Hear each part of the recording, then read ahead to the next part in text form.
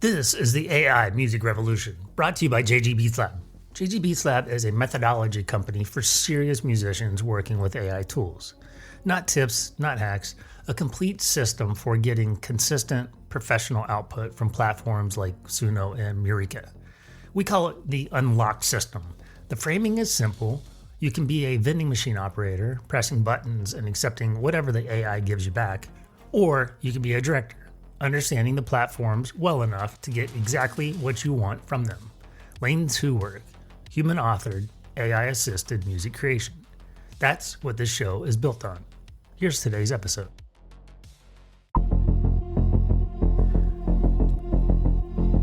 Hello and welcome to the AI Music Revolution. I'm your host, Josh Gilliland. If you know anything about the podcast here, I'm trying to really have a lot of discipline around the Friday episode drops. But every once in a while, we need to do an unscheduled episode because, something newsworthy has happened. Well, something newsworthy has happened as Suno just dropped v5.5. So it definitely justifies an out-of-cycle drop. So it dropped this week, and I took it and went straight into testing inside of the lab.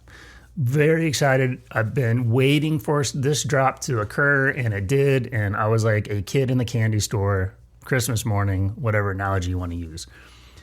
Took it into the lab, fired it up, and I spent hours across multiple days breaking it, playing with it, learning about it, doing everything that I could to really understand how it operates, what is great about it, what challenges are with it, best approaches for using it, etc.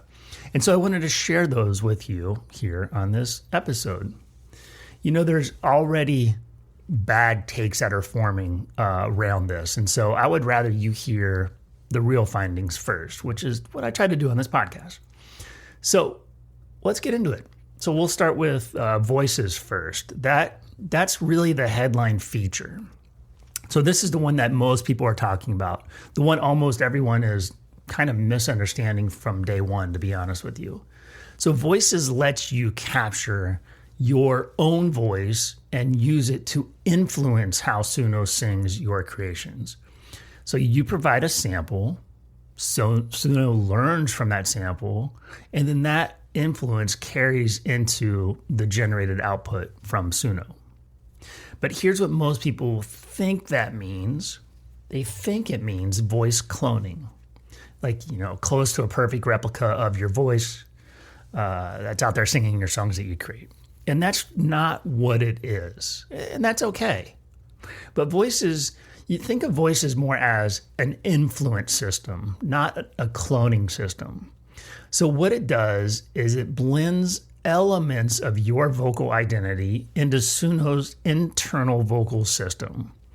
The output is Suno singing with your voice as a very strong directional push. It doesn't sound like you singing. It sounds like Suno influenced by you singing. And I think that distinction matters because it determines what you should actually expect from this. So if you go in expecting a clone, you're going to be frustrated.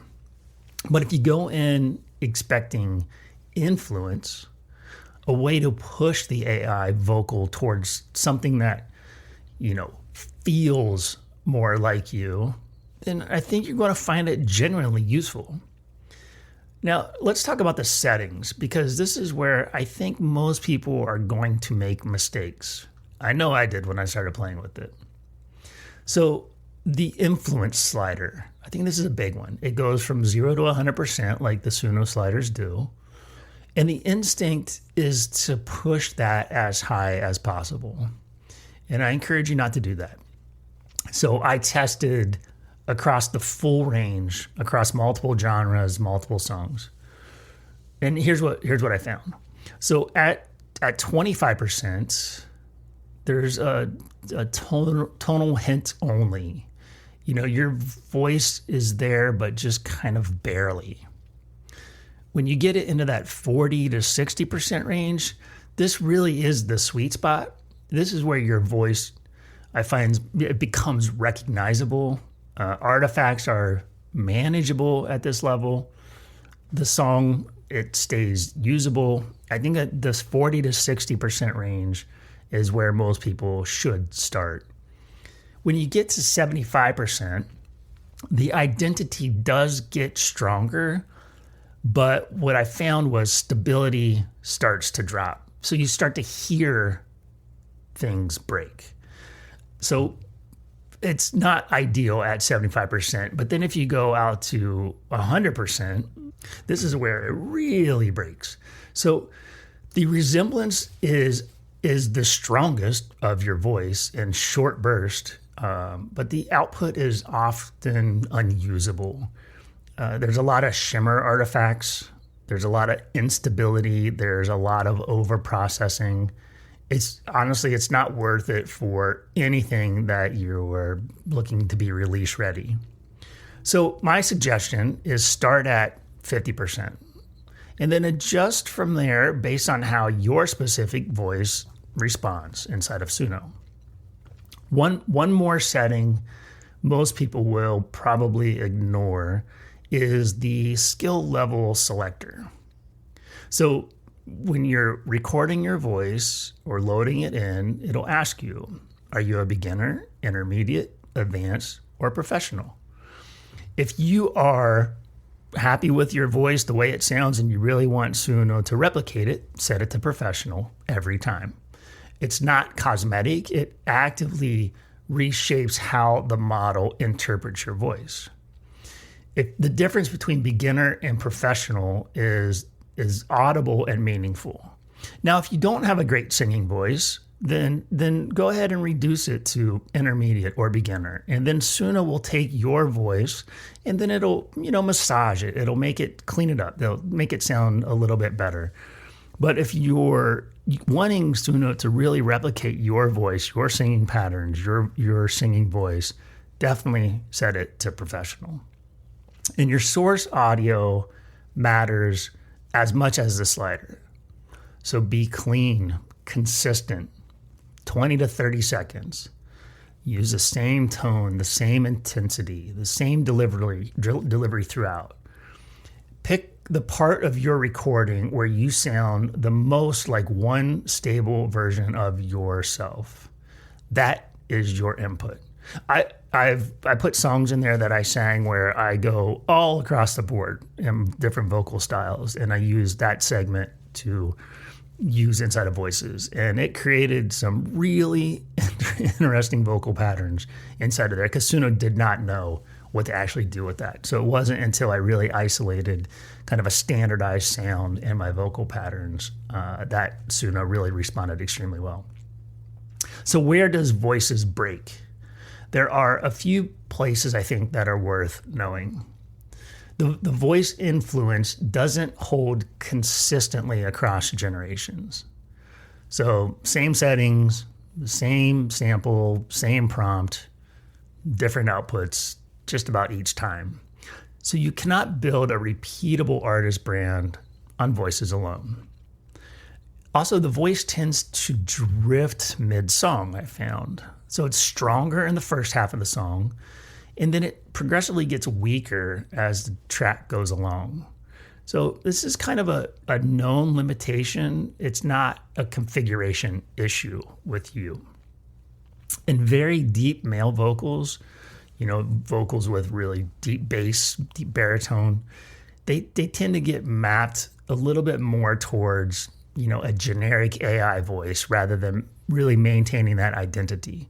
So if that's you, if that's where your voice falls, you can expect maybe weaker transfer at, equivalent settings. So what is voices actually good for? I think voices is really good for demo vocals, for song ideation, for pre-production, for hearing your voice in a composition before committing to a recording direction. So I think that is where it really shines. What it is not yet is a final vocal solution. It's not release ready on its own. and it's not a replacement for recording your actual vocals. And one more thing before I move on. Don't confuse voices with personas. They're now combined into the same interface, but they're completely different systems. So Voices uses your real voice. It requires you to verify your voice, and it produces identity influence that changes generation to generation. Personas use AI-generated voices captured from previous generations. No verification needed for that. And it produces a bit more consistency across the songs. So, simple way to think about it, voices help you hear yourself in a composition. Personas help you build and maintain an AI artist identity across a body of work.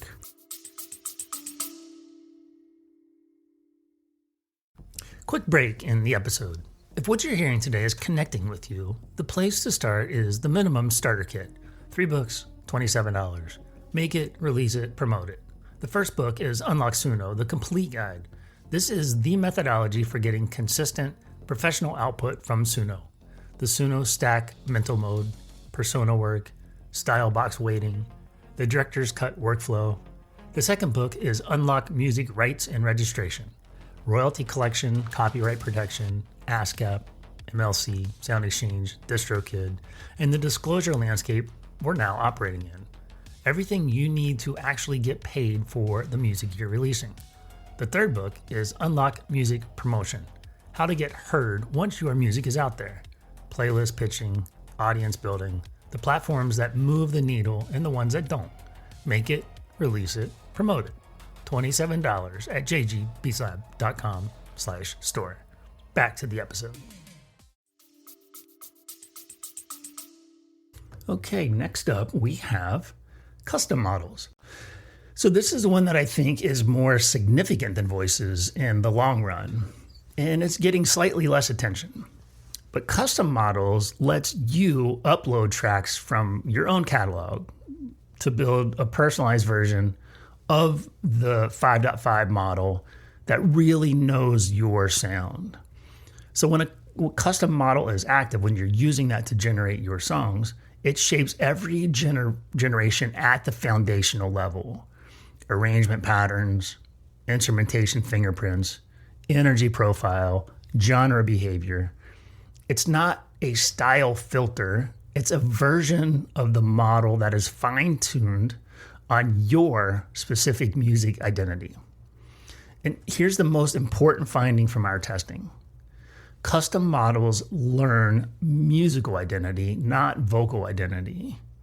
So what comes through is how your music is constructed, where your energy moves, which instruments and textures appear consistently, the specific flavor of genre as expressed in the songs in your catalog.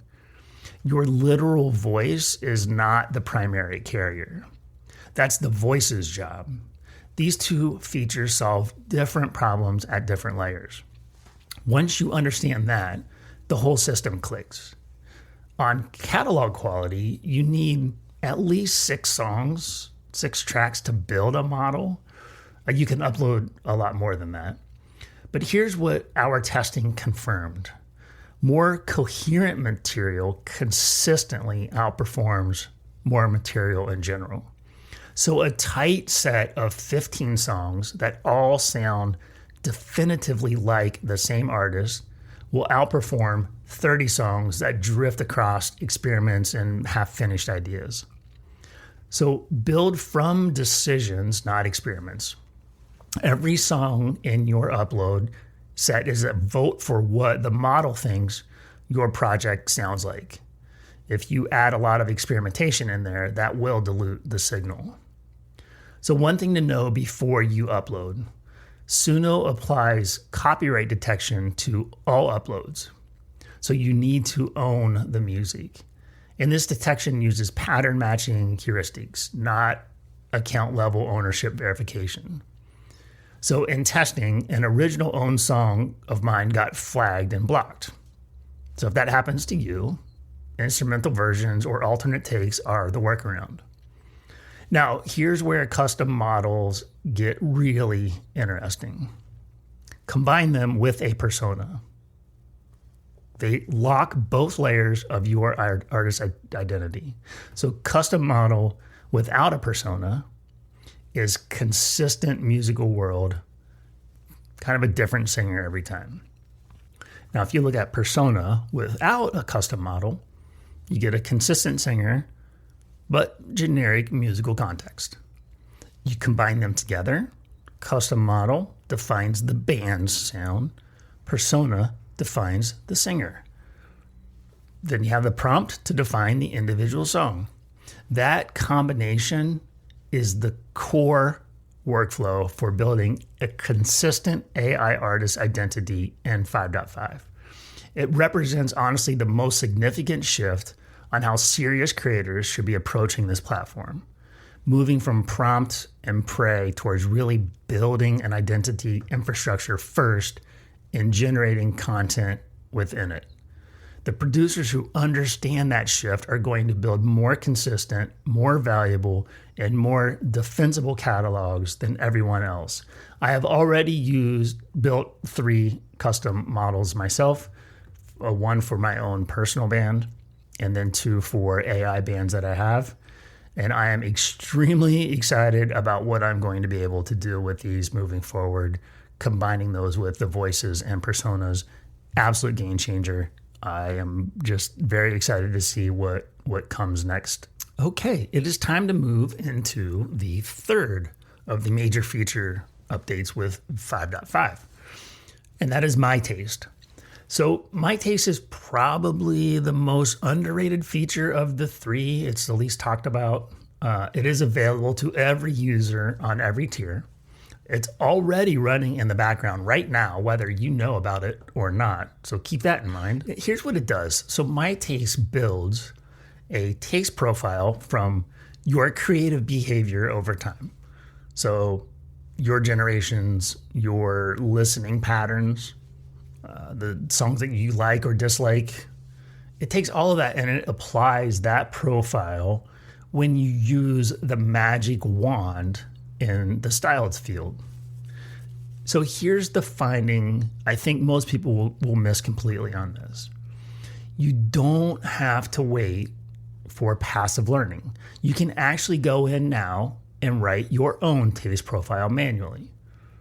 Up to 2,000 characters. You can put in specific genre, instruments, mood, tempo, themes. Do that today, and then your magic wand will reflect your sound immediately, day one, no accumulation required. So treat it like a compressed version of your artist identity. So modern country rock, overdriven electric guitars, anthemic choruses, male baritone, 110 to 130 BPM, work and freedom themes will produce more useful suggestions than rock music high energy. So one practical note, toggle it off when you're working outside of your lane. So if you're experimenting with a genre that doesn't reflect your general identity, My Taste will keep pulling the magic wand back towards your profile. So turn it off if you're exploring in a session, and then back on for identity consistent work. Now remember, My Taste only activates through the magic wand. It doesn't affect direct generation when you write your own style prompt. So it's not always on personalization. It's magic wand personalization specifically. All right, let's talk about the bigger picture here. So here's what v5.5 is actually saying about where Suno is heading from my point of view. All 3 features are personalization features. Voices pushes your vocal identity into the output. Custom models push your musical identity into the model itself. My Taste pushes your stylistic preferences into the workflow. Taken together, they're moving the platform from a one-shot prompt generator towards a system where you build identity infrastructure first, and then generate content within that. That is lane 2 development. The platform is rewarding creators who bring a real artistic identity to the tool and producing better results for them than for people who are still approaching this as a slot machine. So the gap between creators who understand that and creators who don't just got a lot wider with version 5.5. So let's close this up. We've been putting together a full 5.5 guide covering all 3 features in depth, real testing data, specific settings, where each feature breaks and how to use them together as a system. That guide is going to be available on the website any moment now. If you're listening to this when it drops, go check jgbeatslab.com. It may already be there. If you're a Red Lab Access member, you'll get it automatically, no additional charge. That's just how the RLA works. Every update, every new guide, yours forever. If you're not inside Red Lab Access and you want to make sure you never miss another update like this, jgbeatslab.com/red-lab-access. Link in the description. One price, lifetime access, everything we publish now and into the future. Unlock Suno Studio Edition is the foundation for everything else. It's what everything builds on. Link also in the show notes. Thank you for listening to an unscheduled episode of the AI Music Revolution. Back to the regular Friday cadence next week, unless something significant enough happens to break that cadence again. Chat with you next time.